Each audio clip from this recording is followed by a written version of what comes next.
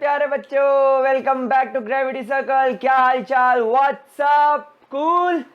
चलो तो guys, group 18 elements यानी कि नोबल गैस फैमिली हम लोगों ने स्टार्ट कर दी है। इंट्रोडक्शन देख लिया है। आज के वीडियो में बिना टाइम वेस्ट करें हम लोग स्टार्ट करेंगे atomic and physical properties. Atomic and physical properties. चलो गाइस, तो कोई परेशानी? चलो तो हम लोग एटॉमिक एंड फिजिकल प्रॉपर्टी में सबसे पहली और सबसे खतरनाक बात करेंगे दैट ये सारी की सारी मोनो एटॉमिक गैसेस होती हैं।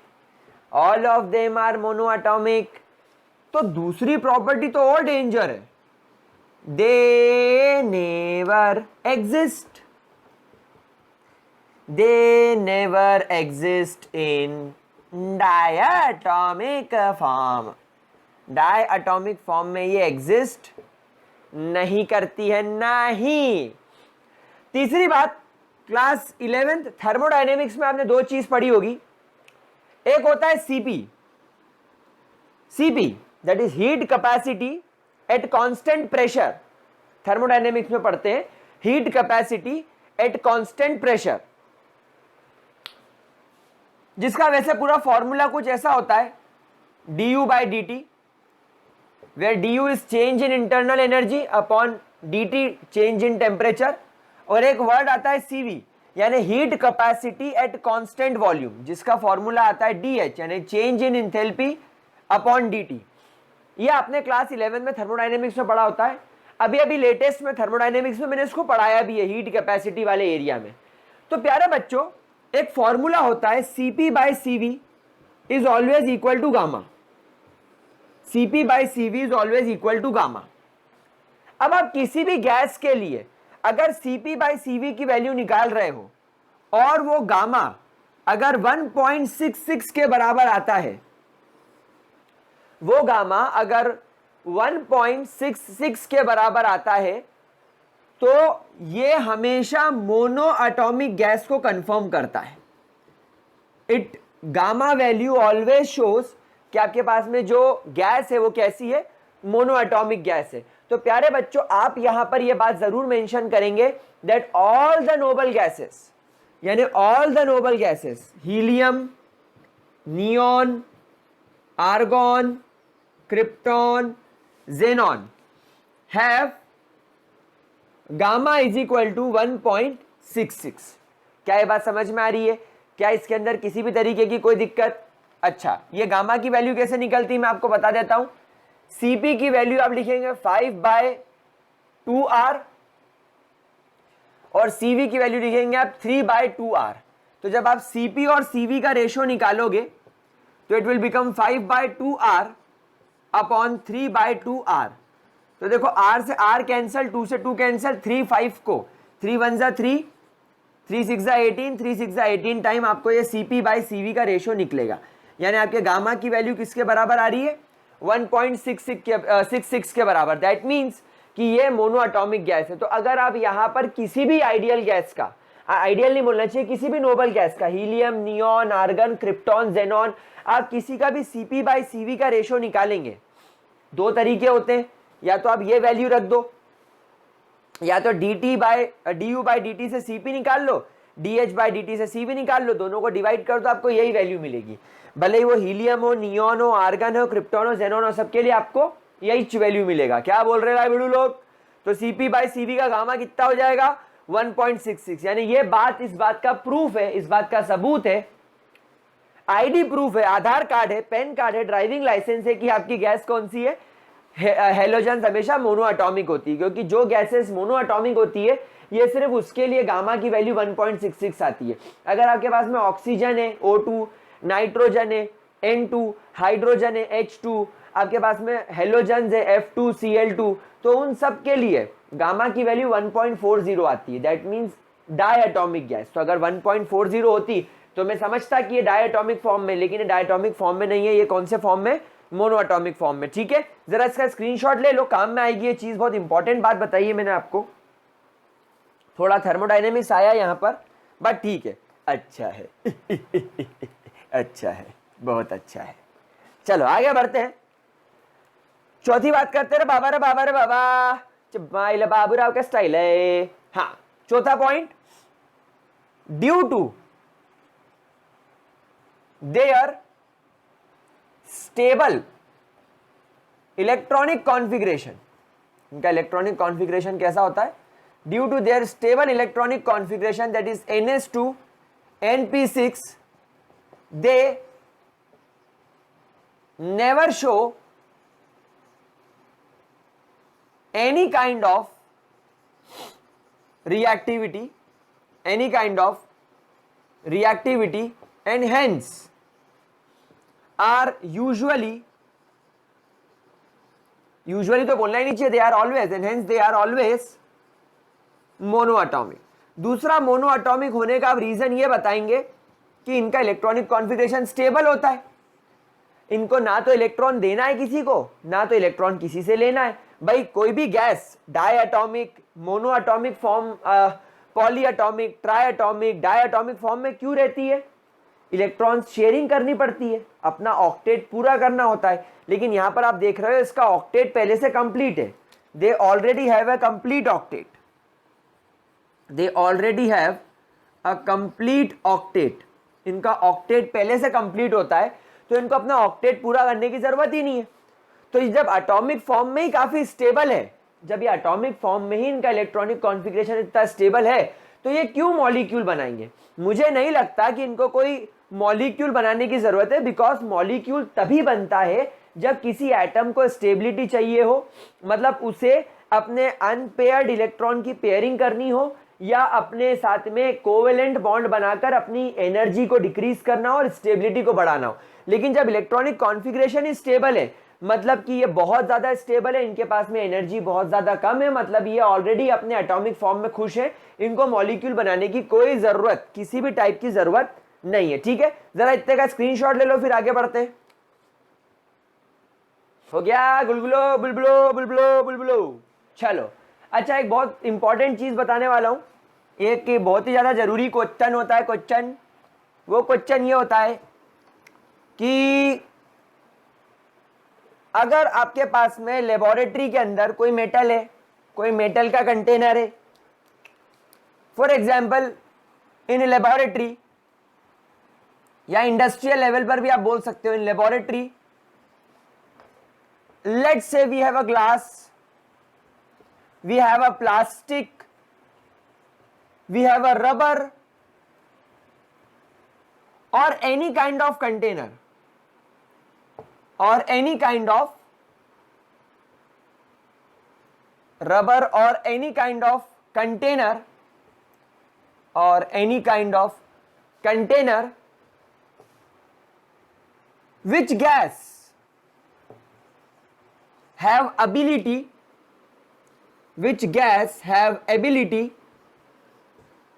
to diffuse through it, क्या जवाब होगा इसका? पहले तो इस बात का मतलब समझो। जैसे मान लो मेरे पास में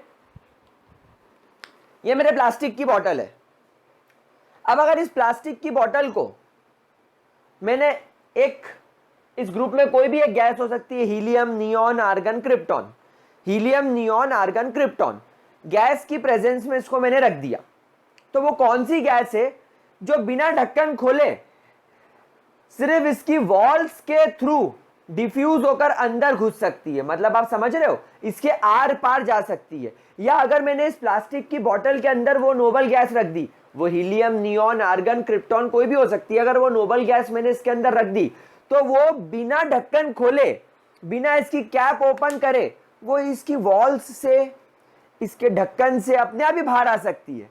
उसके पास में ये पावर होती है to diffuse through the container, container के अंदर से बाहर या बाहर से अंदर आ सकती है। वो एक लौती ऐसी गैस है, इकलौती ऐसी गैस है जो ऐसा कर सकती है। कोई बता सकता है कौन सी? इसका जवाब है हीलियम। इसका जवाब क्या है? हीलियम। प्यारे बच्चों, बहुत इंपॉर्टेंट बात है ये, it is a very important बात। ये कौन सी गैस है? हीलियम। इसके पीछे कारण बताता हूं। देखो, पहली बात, it is having one of the smallest atomic size. भाई मैंने माना फ्लोरीन का साइज भी छोटा होता है, हाइड्रोजन का साइज भी छोटा होता है, और हीलियम का साइज भी छोटा है। ये कुछ बहुत छोटे एटॉमिक छोटे एटम वाली गैसेस होती हैं, लेकिन हाइड्रोजन तो इस दुनिया में H2 यानी डाई एटॉमिक फॉर्म में एग्जिस्ट करता है। तो जब दो हाइड्रोजन मिल जाते हैं तो इसका साइज बड़ा हो जाता है। फ्लोरीन भी किस फॉर्म में एग्जिस्ट करती है? डाई एटॉमिक फॉर्म में। तो जब दो फ्लोरीन के एटम जुड़ के एक मॉलिक्यूल बनाते तो इसका साइज बड़ा हो जाता है। तो even though these are having small atoms, even though these are also having small atoms, these are having small atoms, but what are diatomic, और diatomic होने की वजह से इनका साइज बढ़ जाता है, hence their size increases। लेकिन हीलियम का साइज भी छोटा है, और हीलियम कैसे फॉर्म में एग्जिस्ट करता है? मोनो एटॉमिक फॉर्म में। तो क्या होता है? हीलियम का एटम इतना ज्यादा छोटा होता है, इतना ज्यादा छोटा होता है कि मान लो ये तुम्हारी प्लास्टिक की बोतल है। अब देखो, ये प्लास्टिक की बोतल के अंदर ये एटॉमिक पार्टिकल्स इस तरीके से पास पास अरेंज्ड है। ये तुम्हारे प्लास्टिक की बोतल में बना रहा हूं, और ये प्लास्टिक की बोतल में मैंने क्या करा? एटम्स को पास पास अरेंज कर दिया। भाई सॉलिड के अंदर एटम्स पास पास अरेंज होते हैं, मैंने माना, लेकिन पास पास अरेंज्ड होने के साथ साथ इनके अंदर वॉइड्स भी तो होते हैं। भाई सॉलिड के अंदर वॉइड्स होते हैं। तो ये हीलियम का एटम तो कितना छोटा होता है? ये इतना छोटा, शायद तुमको बोर्ड पर दिख भी नहीं रहा होगा, इसलिए मैं बहुत सारे डॉट्स बना देता हूं। ये इतने छोटे छोटे डॉट्स होते हैं, ये इतने छोटे छोटे, इतने बारीक होते हैं कि ये बड़े आराम से इन वॉइड्स के थ्रू डिफ्यूज होके अंदर जा सकते हैं। तो helium can easily diffuse through any container. किसी भी कंटेनर के थ्रू ये बड़े आराम से डिफ्यूज करके अंदर जा सकता है। इस बात का ध्यान रखना। ये बात एनसीईआरटी के अंदर एक लाइन में दे दी है, सिंगेज पब्लिकेशन के अंदर भी एक लाइन में दे दी है। मैंने काफी नेट पे सर्च करा, कहीं पर प्रॉपर अपनी भाषा में एक्सप्लेनेशन नहीं मिला जो आप पसंद करते हो। तो मैंने इस पर थोड़ा सा रिसर्च मारा और फिर मैंने कुछ चीज पढ़ी और तब जाके मुझे ये बात ऐसे वर्ड्स में मिली जिसमें मैं आपको समझा सकूं। तो गाइस, अब आपको समझ में आई कि उस लाइन का मतलब क्या है जो एनसीईआरटी में फिजिकल प्रॉपर्टीज में लिखी है, that helium have capacity to diffuse through the plastic, glass, rubber etcetera. तो उसका मतलब ये है डिफ्यूज थ्रू, आर पार जा सकता है, और कारण उसका होना बहुत ज्यादा छोटा है। इसका रीजन नहीं मिल रहा था मेजरली मुझे, ये वर्ड तो मैं आपको चाहता लिखवा सकता था, लेकिन आपको इसका आंसर पता होना चाहिए कि काहे, अरे काहे को ऐसा होता है। ठीक है, क्या इसके अंदर कोई दिक्कत? और तेरी ऐसी की तैसी तेरी बेबी कैसी, तेरे बच्चे काले काले काले। चलो ठीक है, हो गया, कोई परेशानी? क्या हम आगे बढ़ सकते हैं? चलो तो इतना नोट कर लो जरा फटाफट से, फिर आगे बढ़ते हैं और शुरू करते हैं हमारी कुछ एटॉमिक प्रॉपर्टीज। ये तो हमने फिजिकल प्रॉपर्टीज देख ली 5। मैंने इसमें वाटर के अंदर सॉल्युबिलिटी कैसी होती है वो नहीं बताया, वो मैं एटॉमिक प्रॉपर्टी में बताऊंगा, क्योंकि वहां पर मैं आपको कुछ वेंडर वॉल फोर्सेस से रिलेटेड बात बताऊंगा, थोड़ा डिटेल में वो चीज, इसलिए थोड़ा सा देर से बात देखेंगे। पर ये 5 फिजिकल प्रॉपर्टी आप यहां पर देख लो। क्या इसको रब कर सकते हैं? कोई दिक्कत? जल्दी रब कर और टाइम मत वेस्ट कर, मैं सोनल शेट्टी का भूत हूं। चलो अच्छा है अच्छा है, ससुराज भी खत्म नहीं होगा अच्छा है अच्छा है। चलो आगे बढ़ते हैं। एटॉमिक प्रॉपर्टी में मेरे प्यारे प्यारे बच्चों, पहली property is the electronic configuration. Electronic configuration क्या होता है लाडलो मेरे प्यारे बच्चों? क्या होता है इस ग्रुप का जनरल इलेक्ट्रॉनिक कॉन्फ़िगरेशन? जी हां, बिल्कुल सही। NS2 NP6 is the general electronic configuration of this group. ठीक है, अच्छा ये ग्रुप में कहां से कहां फॉलो होगा?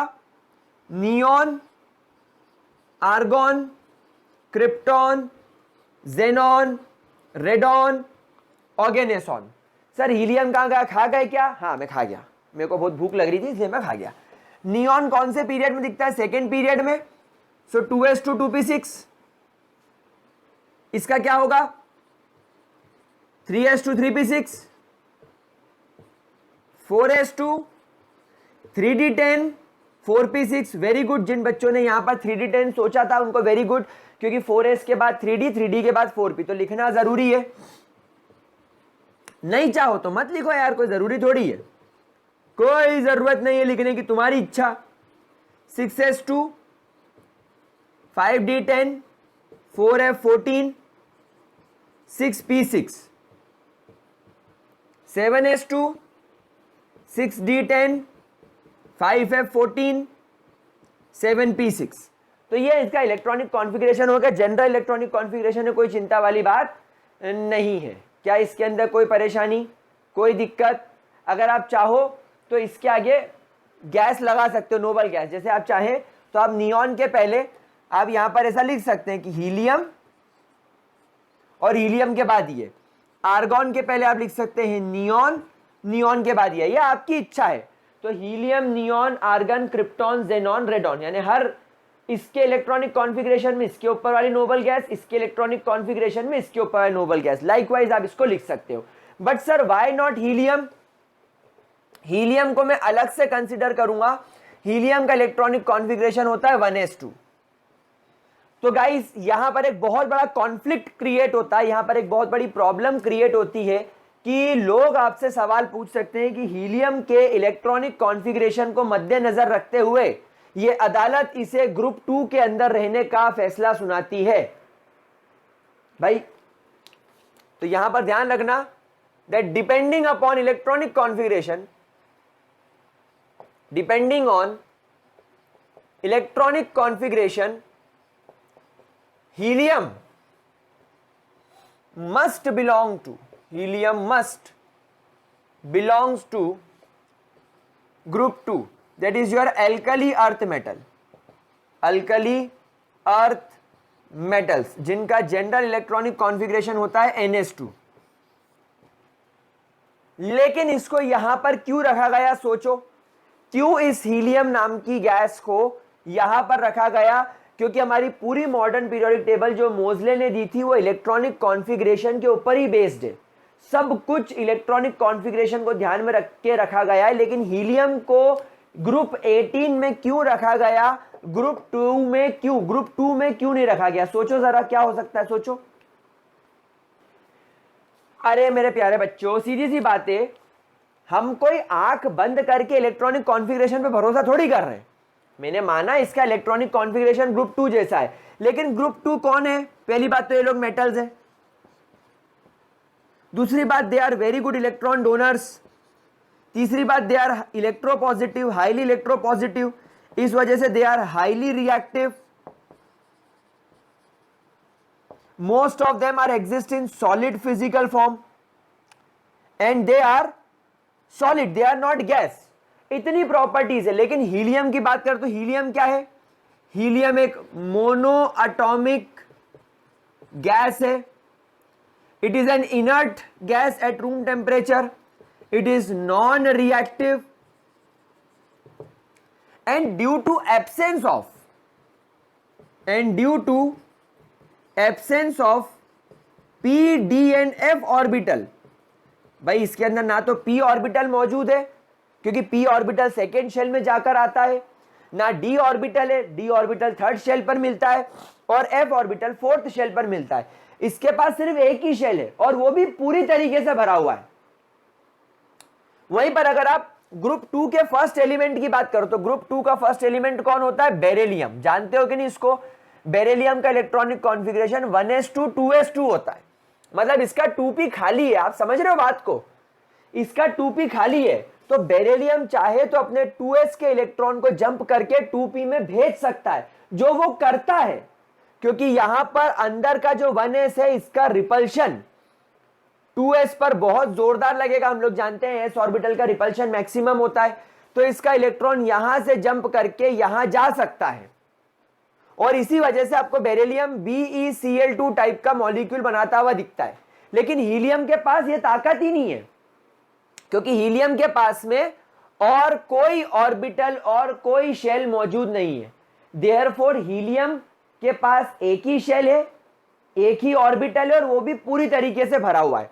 तो इसी वजह से हीलियम का बोलेंगे due to only one shell, due to presence of only one shell which is fully filled, which is fully filled, resembles it with group 18 elements. इस वजह से, क्योंकि ग्रुप 18 का भी पूरा शेल भरा हुआ है, ग्रुप 18 में सारे एलिमेंट्स का शेल पूरी तरीके से भरा हुआ है, ठीक उसी प्रकार हीलियम का भी आउटर मोस्ट शेल जो होता है वो पूरी तरीके से भरा हुआ होता है, जिसकी वजह से वो मोनोएटॉमिक रह जाता है, वो इनर्ट हो जाता है, नॉन रिएक्टिव हो जाता है। और इस वजह से इसे ग्रुप 2 में ना रखते हुए हम लोग इसे ग्रुप 18 के अंदर रखेंगे। इसे कॉन्फ्लिक्ट है, कॉन्फ्लिक्ट है, कोई परमानेंट पोजीशन नहीं दी जा सकती। इसीलिए हाइड्रोजन की तरह, जैसे हाइड्रोजन को भी आप ग्रुप 1 के अंदर नहीं रखते हो, आप बस वहां पर उसको ग्रुप 1 के ऊपर पीरियड नंबर 1 के अंदर लिख देते हो। लेकिन आप अच्छी अगर पीरियोडिक टेबल कभी देखोगे तो वहां पर ग्रुप 1 से हाइड्रोजन को कभी नहीं जोड़ते, दोनों के डब्बों में छोटा सा गैप होता है। ठीक वैसा गैप आपको हीलियम और नियॉन के बीच में भी दिखता है, मतलब हीलियम फर्स्ट पीरियड में बिलोंग करती है और हाइड्रोजन के बाद आती है, बस वो प्रॉपर बात कही गई है मॉडर्न पीरियोडिक टेबल में। ठीक है, तो जरा इसको नोट कर लो, ले लो इसका स्क्रीनशॉट, इसकी ठुचुक करके फोटो ले लो। 1 2 3 ठुचुक। ओए आगे बढ़े, तारीख पे तारीख, तारीख पे तारीख, कब आएगा ये चैप्टर खत्म होने? बलवंत राय के कुत्तों, कब करोगे इस चैप्टर को कंप्लीट? जल्दी कर देते हैं, बकवास कम कर, पढ़ा जल्दी। चलो, थर्ड बात, नहीं, पहली प्रॉपर्टी इलेक्ट्रॉनिक कॉन्फ़िगरेशन, दूसरी प्रॉपर्टी क्या बोल रहा हूं मैं, दूसरी प्रॉपर्टी एटॉमिक साइज। सबसे पहली और सबसे इंपॉर्टेंट बात, अभी तक जो भी पीरियोडिक टेबल में आप ट्रेंड फॉलो करते आए हो कि पीरियोडिक टेबल में लेफ्ट से राइट गया तो साइज छोटा हो गया, ट्रेंड फॉलो कर रहे थे कि नहीं? तो वो ट्रेंड 18 ग्रुप पर फॉलो नहीं होता। तो यहां पर स्टार बना के एक बात याद रख लो, that the periodic trend from left to right do not work here, do not work for group 18। समझ में आ रही बात?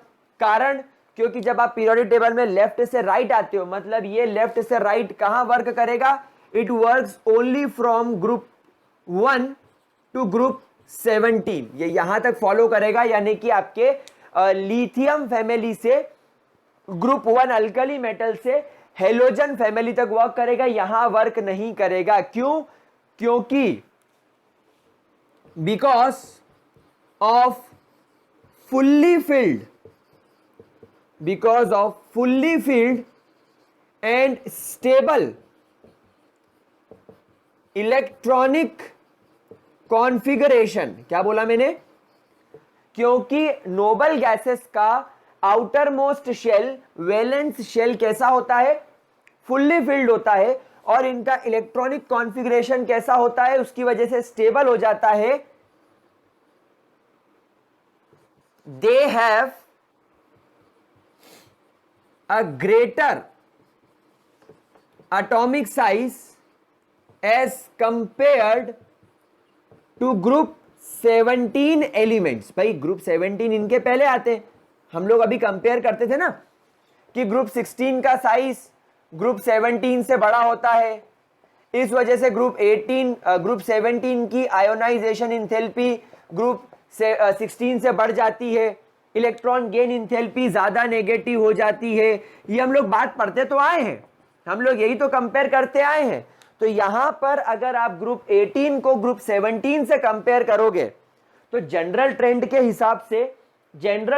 हिसाब से तो ग्रुप 17 के बाद ग्रुप 18 के एटम्स का साइज और छोटा हो जाना था, मतलब फ्लोरीन से भी छोटा नियॉन होना चाहिए था, लेकिन ऐसा नहीं है। फ्लोरीन के मुकाबले नियॉन का साइज काफी बड़ा हो जाता है। मतलब ये ट्रेंड सिर्फ 17 तक फॉलो होगा।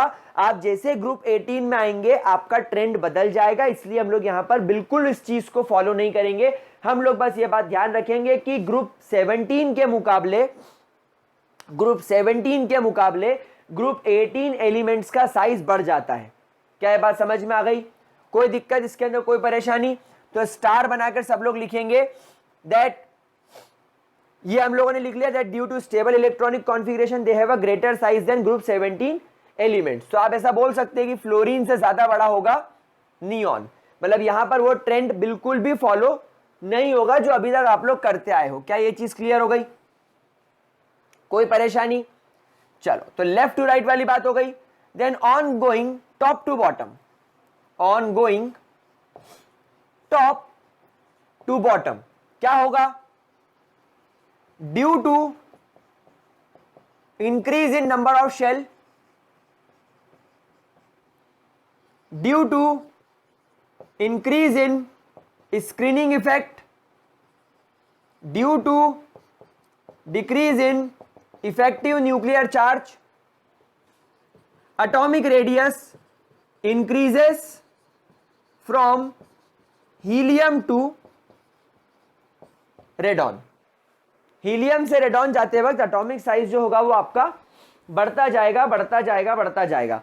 ठीक है, वैसे लोग रेडॉन नहीं लिखते, मैं वही चेक किया, लोग हमेशा जेनॉन तक की बात करते हैं, क्योंकि रेडॉन आपका क्या होता है? रेडियो एक्टिव होता है, वो तो अनस्टेबल होता है, वो इस दुनिया में बनता है और टूट जाता है, तो उसकी स्टडी हम लोग नहीं कर पाए इस वजह से। ठीक है, क्या ये आप लोगों ने देख लिया? एक बार जरा इसको अच्छे तरीके से देख लो, कोई दिक्कत आ रही हो तो मुझसे पूछ लो। देख लिया? कोई प्रॉब्लम, कोई परेशानी? क्या हम आगे बढ़ सकते हैं? चलिए, कूल। ठीक है, अच्छा मैं एक बात और बताता हूं, आपने क्लास 11th में पढ़ा होगा अलग अलग टाइप के रेडियसेस होते हैं, जैसे कोवेलेंट रेडियस, आयोनिक रेडियस। ठीक उसी प्रकार एक और रेडियस होता है जिसको बुलाता है vendor Waals radius. Vendor Waals radius बेटा तब निकाला जाता है जब दो अलग अलग मॉलिक्यूल, जैसे मान लो ये तुम्हारा एक क्लोरीन का मॉलिक्यूल है और एक क्लोरीन का मॉलिक्यूल यहां पर है, तो ये दो अलग अलग क्लोरीन के मॉलिक्यूल है, लेकिन क्लोरीन के मॉलिक्यूल में ये वाला एटम और दूसरे क्लोरीन के मॉलिक्यूल में ये वाला एटम, इन दोनों के बीच में जो डिस्टेंस होगा, इन दोनों के न्यूक्लियस के बीच में बेसिकली जो डिस्टेंस होगा, that will be called as van der Waals radius. तो ये निकाला जा सकता है, लेकिन हम लोग क्लोरीन, ब्रोमीन, इनके अंदर जो रेडियस जो अभी तक पढ़ते आए हैं वो हम कोवेलेंट रेडियस पढ़ते आए हैं। लेकिन फॉर द फर्स्ट टाइम ये जो एटॉमिक साइज मैंने आपके साथ में डिस्कस किया है, ये मैंने कोवेलेंट रेडियस नहीं डिस्कस किया है, ये मैंने वेंडर वॉल रेडियस डिस्कस किया है। मतलब in case of noble gases आप कौन सा रेडियस फाइंड आउट करते हैं? आप हमेशा vendor Waals radius find out करते हैं। अब यहां पर फिर आपके मन में सवाल आएगा, तो सर फिर कोवेलेंट रेडियस क्यों नहीं निकाला? क्योंकि बेटा इनका अगर आपको कोवेलेंट रेडियस निकालना है तो कोवेलेंट रेडियस हमेशा सॉलिड्स या लिक्विड का निकाला जाता है। Covalent radius is not detected in gases. आप गैसेस के अंदर कोवेलेंट रेडियस निकाल नहीं सकते, और ये सारी गैसेस है।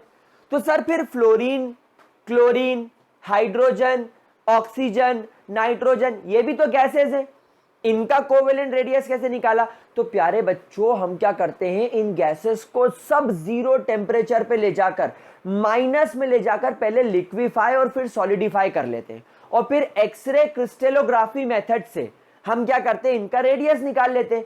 लेकिन ये जो नोबल गैसेस होती है ना, ये इतना लो टेम्परेचर पर सॉलिडिफाई होती है। मतलब मैं आपको बताऊं, हीलियम को अगर आप इमेजिन करो तो हीलियम 4.4 केल्विन पर सॉलिडिफाई होती है। अब बेटा 4.4 केल्विन तो एब्सोल्यूट जीरो चला गया, जो प्रैक्टिकली इस दुनिया में अचीव करना पॉसिबल ही नहीं है। तो इतने कम टेम्परेचर पर अगर ये गैस सॉलिडिफाई हो रही है तो एक्सरे क्रिस्टलोग्राफी नाम का मेथड इतने कम टेम्परेचर पे काम नहीं करता। एक्सरेस इतने कम टेम्परेचर पे काम नहीं कर पाएंगी, तो यहां पर टेक्निकली पॉसिबल ही नहीं होता नोबल गैसेस का कोवेलेंट रेडियस निकालना। इसलिए अगर आपसे कोई पूछता है कि ये एटॉमिक साइज आप क्या डिस्कस कर रहे हो, क्या ये कोवेलेंट रेडियस है, तो आप बोलोगे नहीं। ये कौन सा रेडियस है? वेंडरवॉल रेडियस, जो हम गैसेस वगैरह का निकाल सकते हैं। दो एटम्स के बीच में कितना वेंडरवॉल अट्रैक्शन है जिसकी वजह से ये कितनी पास है, बस वही हम लोग निकाल सकते हैं, बाकी हम लोग निकाल नहीं सकते। क्या ये चीज क्लियर हो गई? ये बेसिक सी इंफॉर्मेशन एक मुझे आपको देनी थी, है ना, एक छोटा सा पॉइंट मुझे आपको सिखाना था, इसलिए मैंने आपको सिखा दिया। आगे बढ़ते हैं। एटॉमिक साइज के बाद एज सून एज पॉसिबल मैं आपका ये टॉपिक अब कंप्लीट करा दूंगा, और फिर अगले वीडियो में मैं आप लोगों के साथ में डिस्कस कर लूंगा केमिकल प्रॉपर्टीज। उसमें भी कुछ 2-3 कंपाउंड्स हैं, मतलब बहुत जल्दी ये टॉपिक खत्म हो जाएगा। तीसरी बात, ionisation enthalpy. Ionisation enthalpy guys बहुत बेसिक सा फंडा है। We all know that atomic size is inversely proportional to ionisation enthalpy. ये बात हम सब लोग बहुत अच्छे तरीके से जानते हैं कि आयोनाइजेशन इंथैल्पी और एटॉमिक रेडियस का इनवर्स प्रोपोर्शन होता है। तो as compared to group 17 elements, इनका एटॉमिक साइज ज्यादा होता है, तो इनकी आयोनाइजेशन इंथैल्पी कम होनी चाहिए, बट ऐसा नहीं होता। तो मैंने आपको क्या बोला, देखो मैं आपको सिखाता हूं, देखो समझ में आएगा, अगर आप इमेजिन करोगे समझ में आएगा। ग्रुप 17 एलिमेंट्स के मुकाबले they have greater atomic size, therefore they should have less ionisation enthalpy. भाई ये कंडीशन बनेगी, लेकिन ऐसा नहीं होता, ऐसा नहीं होता। मतलब आपको ऐसा लगता है कि इनकी आयोनाइजेशन इंथैल्पी कम होगी, लेकिन ऐसा पॉसिबल नहीं है। तो अब आप बस दिमाग में एक बात बैठा लो कि इन्हें कभी किसी और ग्रुप के साथ कंपेयर मत करो। जो भी बात करनी है इनकी खुद की करनी है। तो यहां पर हम इस प्रकार का कोई कंपैरिजन नहीं करेंगे। तो क्या बोलेंगे, आयोनाइजेशन इंथैल्पी के बारे में क्या बात करेंगे, यहां पर सीधी सी बात करेंगे दैट बिकॉज, सबका आंसर एक ही है, of their fully field, because of their fully field, इनका सबका जवाब एक ही है, and stable electronic configuration. Stable electronic configuration, इनका एक तो क्या है, इनका एक तो फुल्ली फिल्ड और स्टेबल इलेक्ट्रॉनिक कॉन्फ़िगरेशन होने की वजह से दे do not easily release electron. भाई आप खुद सोचो ना, अगर कोई इंसान स्टेबल है, अच्छा खासा 2 लाख 3 लाख रुपए महीना कमा रहा, 5 लाख रुपए महीना कमा रहा है, एक साल में 1 करोड़ रुपए तक छाप रहा है, और कुछ नहीं करना पड़ रहा, 2-3 घंटे 4 घंटे दिन में काम करना पड़ रहा है। अब आप उसको बोलो कि तू एक काम कर, जो तू सारे काम कर रहा है वो सब छोड़ दे, और तू एक नया बिजनेस चालू कर जिसमें बहुत रिस्क है, तेरा पैसा डूब सकता है, तू कंगाल हो सकता है। तो वो आदमी क्या करेगा, करेगा क्या? मतलब आप उसको एक अच्छी खासे स्टेबल प्रोफेशन से निकालकर, एक स्टेबल बिजनेस से निकालकर आप उसको एक रिस्की बिजनेस में डाल रहे हो, जिसमें ना तो वो पैसे कमा पाएगा, उल्टा उसके पैसे लॉस हो जाएंगे। तो आप उसको स्टेबिलिटी से अनस्टेबल बना रहे हो। तो क्या वो बनेगा? क्या वो तुम्हारी बात आसानी से मानेगा? तुमको साम दाम दंड भेद सब लगाना पड़ेगा, तब कहीं जाकर शायद वो तुम्हारी बात माने। ठीक उसी प्रकार यहां पर तुम्हारे नोबल गैसेस का इलेक्ट्रॉनिक कॉन्फ़िगरेशन फुल्ली फिल्ड होता है, इसका आउटर मोस्ट शेल पूरी तरीके से भरा हुआ होता है, और यह हाईली स्टेबल होता है। तो तुम क्या बोलते हो, इलेक्ट्रॉन रिलीज कर दे। वाह भैया, इलेक्ट्रॉन रिलीज करेगा तो अनस्टेबल नहीं हो जाएगा। तो क्या ये इजीली हो जाएगा अनस्टेबल? ये बोलेगा हाँ ले जा, मैं तो बेवकूफ हूं, मैं तो अनस्टेबल हो जाऊंगा। नहीं, ये इजीली इलेक्ट्रॉन रिलीज नहीं करेगा। Hence have exceptionally high ionisation enthalpy. No doubt बहुत हाई आयोनाइजेशन इंथैल्पी होगी, बिना किसी डाउट के आप यहां पर लिखेंगे कि इसकी आयनाइजेशन एंथैल्पी बहुत ज्यादा हाई है। अच्छा, अब अपन अगर अगली बात करें, that on going down the group, that on going top to bottom, अगर आप टॉप से बॉटम जा रहे हो तो क्या होगा, फिर ये वाला फैक्टर यहां पर काम करने लग जाएगा, atomic size increases, hence ionisation enthalpy decreases. मतलब helium, neon, argon, krypton, xenon, कुछ इस प्रकार से ये वर्क करेगा। बहुत इजी है, कोई जिसके अंदर आपको किसी प्रकार का कुछ रटने की या कोई रट्टाफिकेशन मारने की या किसी प्रकार की कोई ज्यादा सोच विचार करने की जरूरत नहीं है, बेसिक बातें। अब ये चीज यहां से बहुत आसान हो गई। जल्दी स्क्रीनशॉट लो, इलेक्ट्रॉन गेन एंथैल्पी की डिस्कशन करेंगे फिर, जल्दी स्क्रीनशॉट लो, ठीक है। अच्छा, तो मैंने आपको क्या सिखाया कि नोबल गैसेस का इलेक्ट्रॉनिक कॉन्फ़िगरेशन स्टेबल होता है और फुल्ली फिल्ड होता है। तो ये कोई पागल नहीं है जो जबरदस्ती इलेक्ट्रॉन रिलीज करेगा। Now what is electron gain enthalpy? जब आप एक आइसोलेटेड एटम को एक इलेक्ट्रॉन प्रोवाइड करते हो, तो जब वो इलेक्ट्रॉन एक्सेप्ट करता है वो स्टेबल हो जाता है, अभी तक तो यही पढ़ा था। और जब वो इलेक्ट्रॉन एक्सेप्ट करता है, इलेक्ट्रॉनिक कॉन्फ़िगरेशन कंप्लीट करता है, ढेर सारी एनर्जी बाहर छोड़ता है और खुद स्टेबल हो जाता है। तो जो एनर्जी छोड़ रहा है वो, जो एनर्जी छोड़ रहा है वो, that release energy is called as electron gain enthalpy.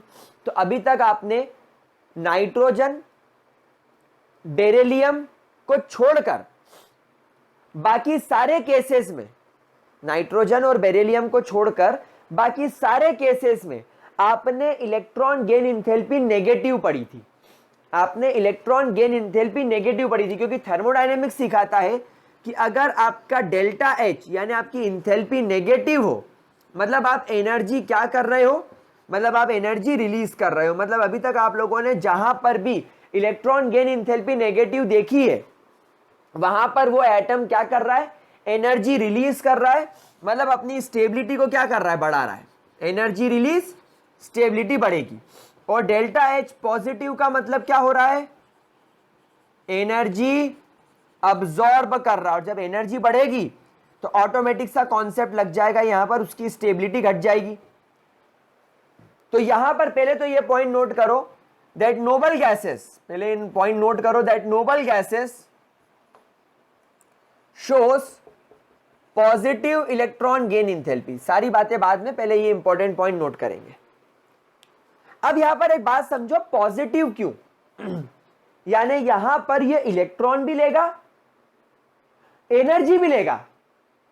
अभी तक क्या हो रहा था, इलेक्ट्रॉन लो एनर्जी दो, इलेक्ट्रॉन लो एनर्जी दो, सराउंडिंग को, बाहर एनर्जी छोड़ दो, इलेक्ट्रॉन लेके। क्यों? क्योंकि जब वो इलेक्ट्रॉन लेता था, इलेक्ट्रॉनिक कॉन्फ़िगरेशन कंप्लीट होता था, स्टेबिलिटी बढ़ती थी, तो वह एनर्जी छोड़ देता था।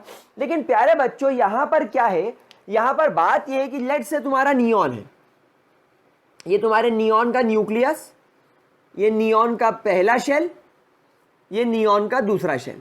और यहां पर हम लोग सब जानते हैं कि इनका इलेक्ट्रॉनिक कॉन्फ़िगरेशन फुल्ली फिल्ड होता है। फर्स्ट शेल में 2 इलेक्ट्रॉन, देन उसके बाद सेकेंड शेल में 8 इलेक्ट्रॉन्स। अब आप इसको क्या चाहते हो, अब आप चाहते हो एक नया इलेक्ट्रॉन इसे सप्लाई करना। तो ये रखेगा कहां? अरे इसके पास रखने की जगह तो होनी चाहिए। क्या फर्स्ट शेल में रख देगा? नहीं, वहां तो 2 इलेक्ट्रॉन पहले से मौजूद है। तो क्या सेकेंड शेल में रखेगा? नहीं, यहां पर 8 इलेक्ट्रॉन पहले से मौजूद है। तो कहां रखेगा? सर थर्ड शेल में रख दो ना। अबे तो थर्ड शेल अवेलेबल थोड़ी है।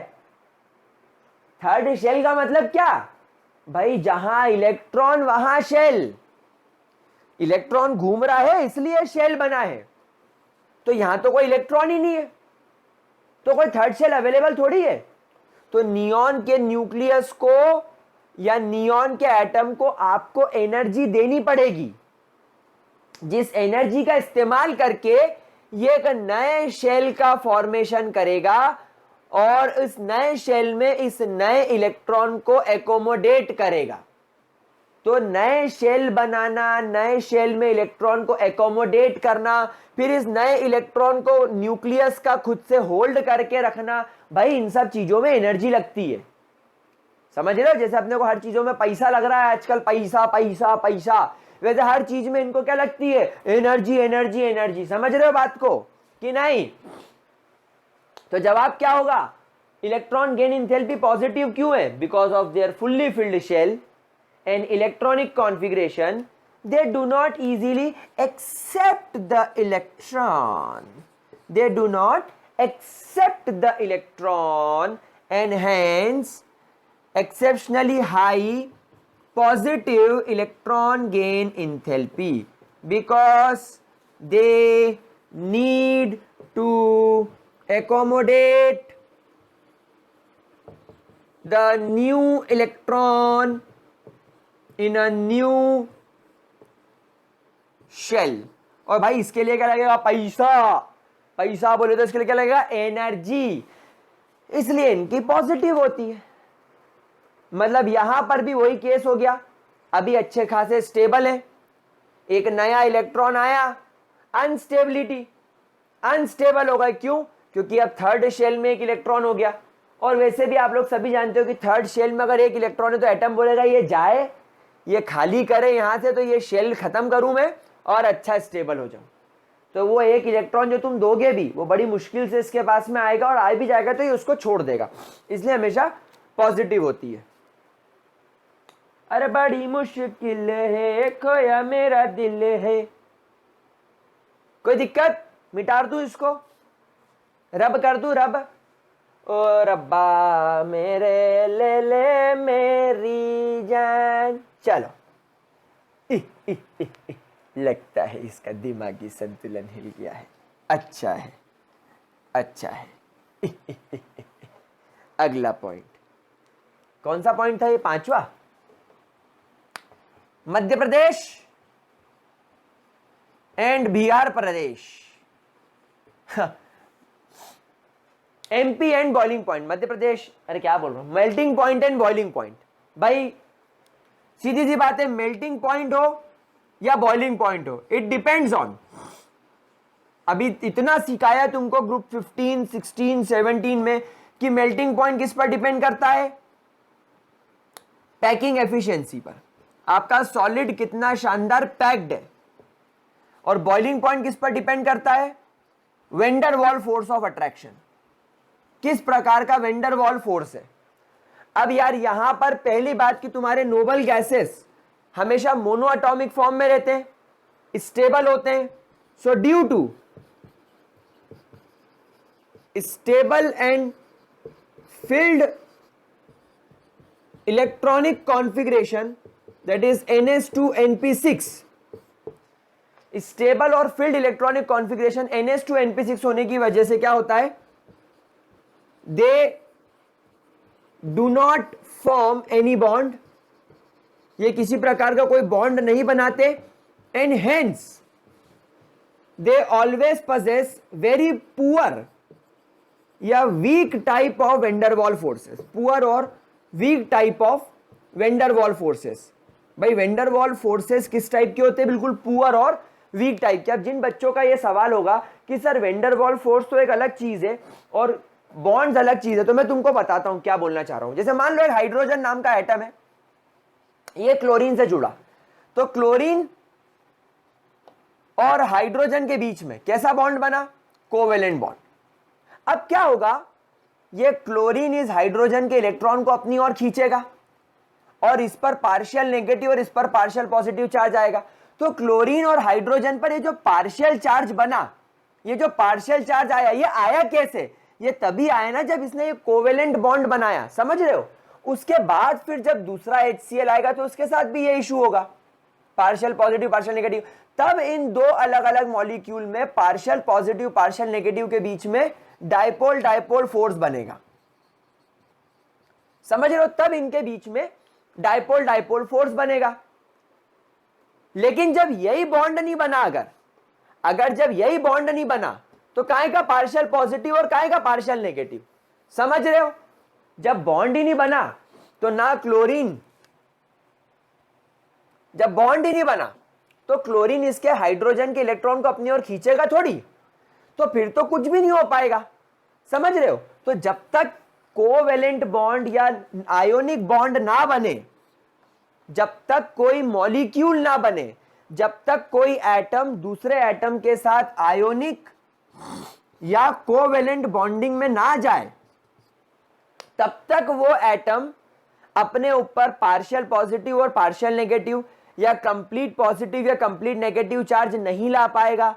और अगर वो ऐसे चार्ज नहीं ला पाया तो उसके अंदर जो वेंडर वॉल फोर्सेस होंगे वो सिर्फ पुअर और वीक टाइप के होंगे, जो कौन से होते हैं? सिर्फ और सिर्फ लंदन फोर्सेस। समझ रहे हो? लंदन फोर्सेस, ना हाइड्रोजन बॉन्डिंग होगी, ना डाइपोल डाइपोल होगा, ना डाइपोल इंड्यूस डाइपोल होगा। तो हीलियम के दो एटम एक दूसरे से एक बहुत कमजोर बॉन्ड से जुड़े हुए रहेंगे, मतलब यहां पर वेंडर वॉल फोर्स भी वीक है, और अगर वेंडर वॉल फोर्स वीक है तो पैकिंग एफिशिएंसी भी क्या हो जाएगी? कमजोर। भाई पार्टिकल एक दूसरे के पास में जब आते हैं तो वो क्यों आते हैं? वो ये वेंडर वॉल फोर्स की वजह से आते हैं, तभी तो क्लोजली पैक होते हैं। और अगर वेंडर वॉल फोर्स ही वीक है तो इनकी पैकिंग एफिशिएंसी भी कैसी हो जाएगी? पुअर, बहुत पुअर हो जाएगी। समझ रहे हो? और इसी वजह से ड्यू टू पुअर और weak van der Waals forces,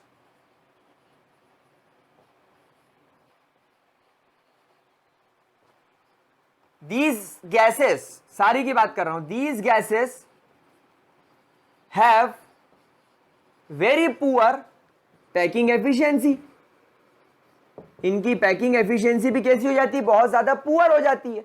they have poor packing efficiency, hence have very low melting point and boiling point. Star बना के एक बार लिख लो, हीलियम का जो फ्रीजिंग पॉइंट होता है वो 4.4 केल्विन होता है।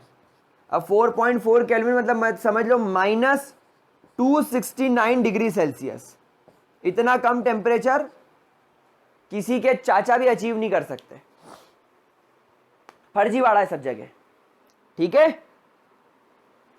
कोई दिक्कत?